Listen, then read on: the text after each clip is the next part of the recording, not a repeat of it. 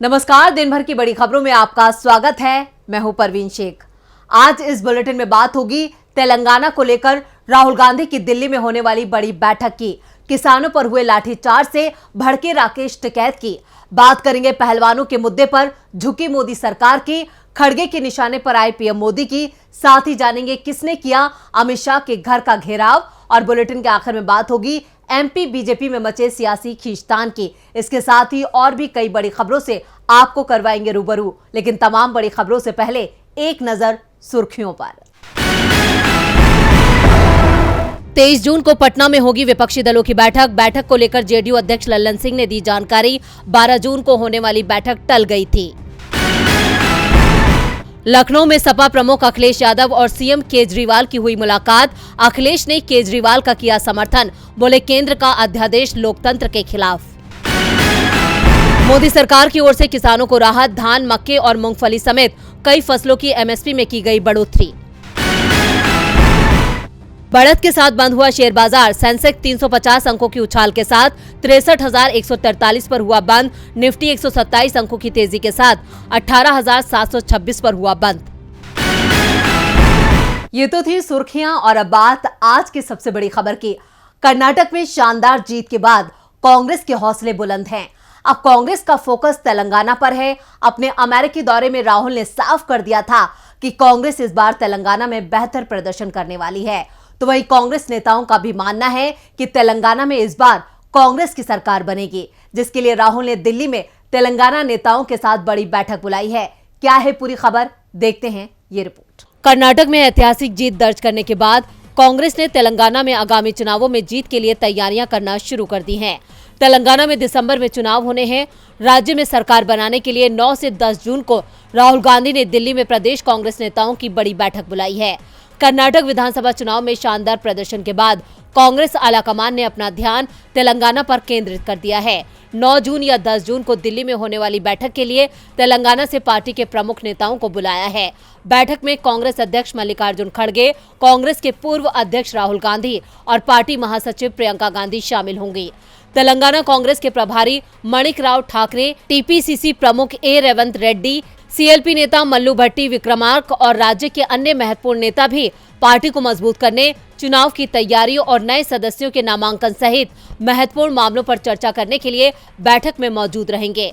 माणिक राव ठाकरे ने हाल ही में खड़गे से मुलाकात की और पार्टी के मौजूदा हालात और आगामी चुनावों की तैयारी में पार्टी नेताओं के जमीनी स्तर के प्रयासों पर एक विस्तृत रिपोर्ट सौंपी। इस चर्चा के बाद पार्टी नेतृत्व ने विधानसभा चुनाव के लिए एक रोड मैप तैयार करने और वरिष्ठ नेताओं के पार्टी में शामिल होने के मुद्दे को हल करने के उद्देश्य से तेलंगाना के वरिष्ठ नेताओं के साथ एक बैठक बुलाने का फैसला किया।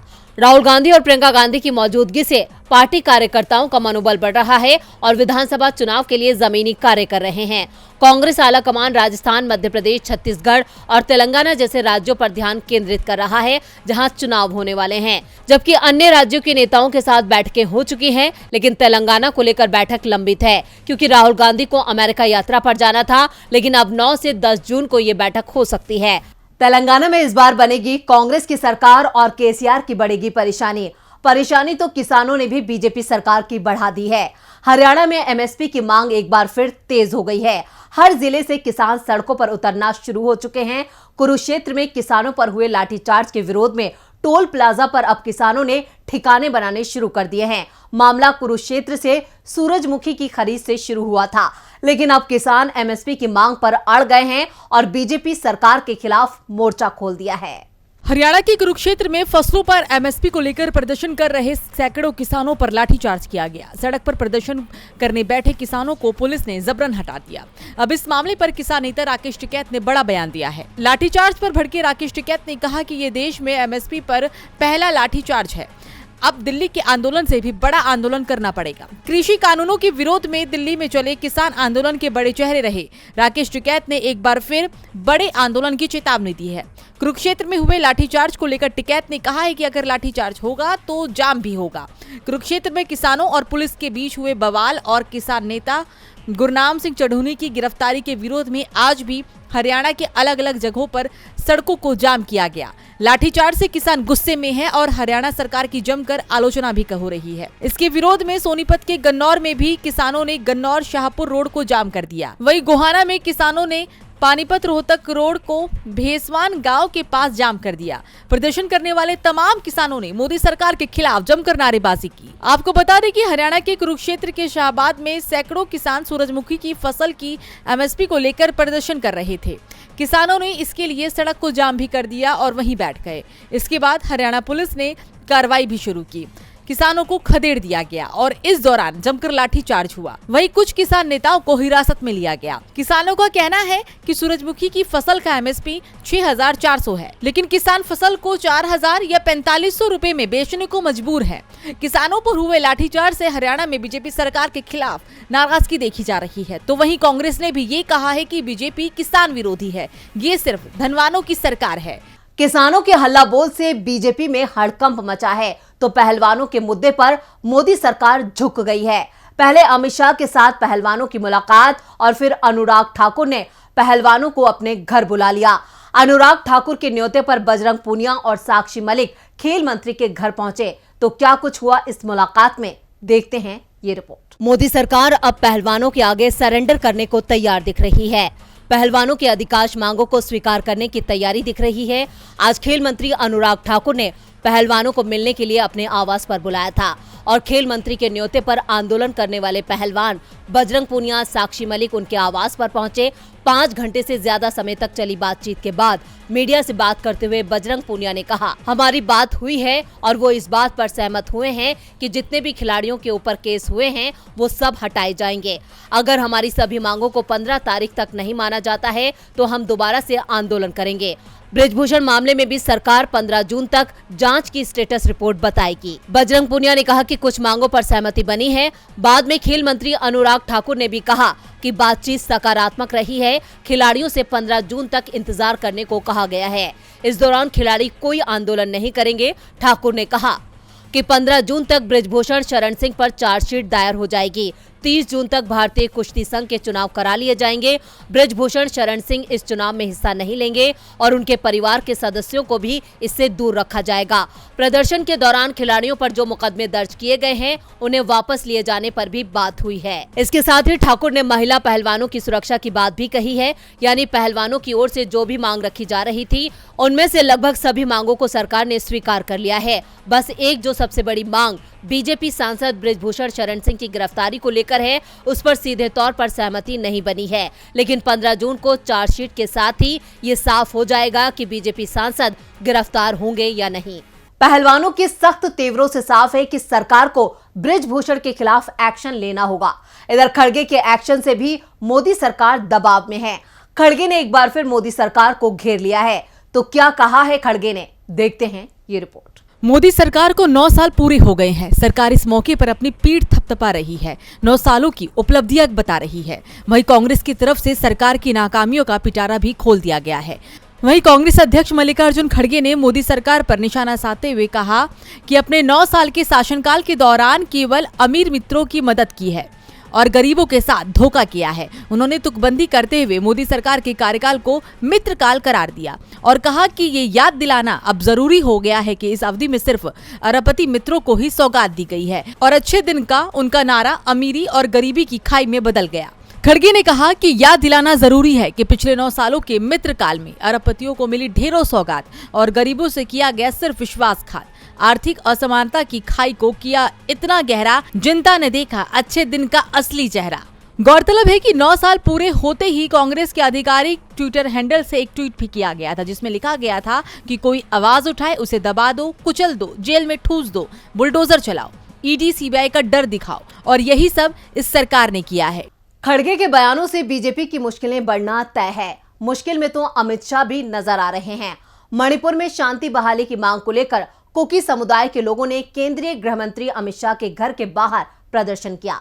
उनका कहना है कि अमित शाह ने कहा था कि जल्द ही राज्य में शांति होगी, लेकिन आज भी स्टेट फोर्स कुकी समाज के लोगों को निशाना बना रही है। क्या है पूरी खबर, देखते हैं ये रिपोर्ट। गृह मंत्री अमित शाह ने मणिपुर में 3 मई को हुए जातीय संघर्ष के बाद बीते दिनों प्रदेश का 4 दिन का दौरा किया था। उन्होंने अलग अलग समुदायों के साथ बैठक कर राज्य में शांति बहाली की अपील भी की थी। मामले की जांच के लिए गुवाहाटी हाईकोर्ट के पूर्व मुख्य न्यायाधीश अजय लांबा की अध्यक्षता में न्यायिक आयोग का गठन किया था, लेकिन उसके बावजूद राज्य में हालात जस के तस बने हुए हैं। इसी को लेकर आज मणिपुर के कुकी समाज के लोगों ने दिल्ली में अमित शाह के घर के बाहर प्रदर्शन किया। ये लोग अमित शाह से मिलने की मांग कर रहे हैं, लेकिन पुलिस ने इन्हें बैरिकेड्स लगाकर वहीं रोक दिया। गृह मंत्री के घर के बाहर प्रदर्शन कर रहे लोगों का कहना है कि अमित शाह ने कहा था कि राज्य में शांति लौटेगी, इसलिए हम उनसे मिलने आए हैं। उनका कहना है कि कुकी समाज को आज भी स्टेट फोर्स निशाना बना रही है, इसलिए शांति की मांग करते हुए हम गृह मंत्री से शांतिपूर्ण तरीके से मिलने आए हैं। इन प्रदर्शनकारियों में मणिपुर के कुकी, जोमी, हमार और मिजो समुदाय के लोग शामिल हैं। इनका कहना है कि राज्य में हमारे परिवार के सदस्यों की रोजाना जान ली जा रही है, इसलिए हमें विरोध प्रदर्शन का सहारा लेना पड़ा है। हम अपनी बहनों और दोस्तों से अपील करते हैं कि वे आए और हमारे समुदाय पर किए गए अत्याचारों का विरोध दर्ज कराएं। मणिपुर में मैतेई समुदाय को एसटी कैटेगरी में शामिल करने की मांग तेज हो गई है। हाईकोर्ट ने भी राज्य सरकार को इस मांग पर विचार करने का आदेश दिया है। राज्य के छात्र संगठन ने 3 मई को इसी मांग के खिलाफ मार्च निकाला था। ये मार्च चूरचांदपुर जिले के तोरबंग इलाके में हुआ था। इस दौरान आदिवासियों और गैर आदिवासियों के बीच टकराव शुरू हो गया था। दरअसल मणिपुर में एक कानून है जिसके तहत पहाड़ी इलाकों में सिर्फ आदिवासी ही बस सकते हैं। चूंकि मैतेई समुदाय को अनुसूचित जनजाति का दर्जा नहीं मिला है, इसलिए वो पहाड़ी इलाकों में बस नहीं सकते, जबकि नागा और कुकी जैसे आदिवासी समुदाय चाहें तो घाटी वाले इलाकों में जाकर रह सकते हैं। मैतेई और नागा कुकी के बीच की विवाद की यही असल वजह है, इसलिए मैतेई समुदाय ने खुद को अनुसूचित जाति का दर्जा दिए जाने की मांग की थी। मणिपुर के हालात बीजेपी के लिए सिरदर्द बने हुए हैं, तो आज महाराष्ट्र में हुए घमासान ने भी बीजेपी को मुश्किल में डाल दिया। मुगल बादशाह औरंगजेब को लेकर महाराष्ट्र में हंगामा मचा हुआ है। बीते दिनों कोल्हापुर में युवकों ने जुलूस में औरंगजेब की फोटो लहराई थी। वहीं सोशल मीडिया पर भी औरंगजेब का स्टेटस लगाया गया था, जिसके जवाब में हिंदू संगठनों ने बंद बुलाया, जिसके बाद मामला और बिगड़ गया। महाराष्ट्र की कोल्हापुर में इंटरनेट सेवा बंद कर दी गई है। शहर में धारा 144 लगा दी गई है। सड़क पर हंगामा मचा हुआ है। 2 समुदाय आमने सामने हैं और ये सब हंगामा मुगल बादशाह औरंगजेब को लेकर मचा है। धार्मिक जुलूस में औरंगजेब की फोटो लहराने और उसे सोशल मीडिया में स्टेटस पर लगाने की खबर के बाद हिंदू संगठनों ने कोल्हापुर बंद बुला लिया था। बंद के दौरान बवाल मच गया। कोल्हापुर के एसपी ने बताया कि औरंगजेब का स्टेटस लगाने वालों को गिरफ्तार कर लिया गया है। कानून के मुताबिक कार्रवाई भी की जा रही है। स्थिति नियंत्रण में बताई जा रही है, लेकिन सवाल सरकार पर उठ रहे हैं, क्योंकि जिन संगठनों ने स्थिति बिगाड़ी वो सत्ताधारी पार्टी के करीबी बताई जा रही हैं। इस घटना पर एनसीपी नेता सुप्रिया सुले ने गृह मंत्री देवेंद्र फडणवीस को निशाने पर ले लिया। उन्होंने कहा कि ये महाराष्ट्र में कानून और व्यवस्था की स्थिति की विफलता है। गृह मंत्रालय हालात नहीं संभाल पा रहा है। हाल ही में हमने पूरे राज्य में सांप्रदायिक अशांति देखी है। ऐसे में कोई क्यों महाराष्ट्र में निवेश करेगा। दूसरी ओर डिप्टी सीएम और राज्य के गृह मंत्री देवेंद्र फडणवीस ने कहा कि औरंगजेब की तारीफ करने वालों के लिए राज्य में कोई माफी नहीं है, पुलिस भी कार्रवाई कर रही है। फडणवीस ने हिंदू संगठनों के हंगामे पर चुप्पी साध ली है। दूसरी ओर एनसीपी अध्यक्ष शरद पवार महाराष्ट्र की एनडीए सरकार को घेर लिया। पवार ने कहा, अगर सत्ता पक्ष और उनके लोग सड़कों पर उतर आते हैं तो 2 धर्मों के बीच दरार पैदा करते हैं तो ये शुभ संकेत नहीं है। सत्ताधारी दल ऐसी चीजों को बढ़ावा दे रही हैं। इसके साथ ही पवार ने ये भी दावा किया कि जो हालात आज देश में दिख रहे हैं उसमें साफ है कि जनता के मन में बदलाव की इच्छा दिखाई दे रही है। अगर चुनावों तक लोगों की यही मानसिकता बनी रही तो देश में बदलाव आएगा। ये बताने के लिए किसी ज्योतिषी की जरूरत नहीं है। और बुलेटिन के आखिर में बात एमपी बीजेपी में बगावत की। 3-4 महीनों के अंदर मध्य प्रदेश में विधानसभा चुनाव हैं और इस बार बीजेपी की हालत खस्ता दिख रही है। चुनावों को लेकर मुख्यमंत्री शिवराज सिंह चौहान अपनी पूरी ताकत लगा रहे हैं, लेकिन इस बीच चुनाव से पहले ही सीट बंटवारे को लेकर सत्तारूढ़ पार्टी में अंतर्कलह की खबरें आने लगी हैं। क्या है पूरी खबर, देखते हैं ये रिपोर्ट। मध्य प्रदेश में 3 से 4 महीने में ही विधानसभा चुनाव का ऐलान हो जाएगा। राज्य में 2003 के बाद से ही बीजेपी की सरकार है, लेकिन 2018 में बीजेपी ने जिस तरह जबरदस्ती सरकार बनाई थी, ये सभी को याद है। दरअसल ज्योतिरादित्य सिंधिया की बगावत के चलते कमलनाथ को सीएम पद से इस्तीफा देना पड़ा। अब एक बार फिर चुनाव करीब हैं, तो तमाम एजेंसियों के सर्वे सामने आ रहे हैं, जो बीजेपी की नींद उड़ा रहे हैं। सर्वे में बताया जा रहा है कि 230 सीट वाली विधानसभा में कांग्रेस को 124 से 135 सीटें मिल सकती हैं और बीजेपी की विदाई हो सकती है। 2020 मार्च में जिस तरह बगावती फार्मूले को आधार बनाकर बीजेपी ने सत्ता हथियाई थी, अब वही फार्मूला बीजेपी के लिए परेशानी खड़ा कर रहा है। कांग्रेस से बगावत करके बीजेपी में 28 विधायकों को जिस तरह महत्व दिया गया, उससे बीजेपी कई गुटों में बंट गई। पार्टी के दिग्गज नेताओं और मंत्रियों के वर्चस्व की लड़ाई से बीजेपी को बड़ा नुकसान हो सकता है। इन सब तमाम बातों के बीच एक ऐसी खबर भी सामने आ रही है, जिससे कहीं न कहीं कांग्रेस को बड़ा फायदा पहुंचेगा। दरअसल खबर है कि ग्वालियर चंबल के 8 जिलों की 34 सीटों में बंटवारे को लेकर अंतर्कलह चल रही है, तो वहीं बुंदेलखंड के 5 जिलों की 26 सीटें, महाकौशल इलाके में 38 सीट, विंध्य क्षेत्र में 30 सीट और मालवा निमाड़ क्षेत्र की 66 सीटों में विधायकों ने बगावत की है। गौरतलब है कि अगर बीजेपी के विधायक बागी होते हैं, तो इसका फायदा मुख्य विपक्षी पार्टी कांग्रेस को मिलेगा। तो आज इस बुलेटिन में इतना ही। देखते रहिए डीबी लाइव। नमस्कार।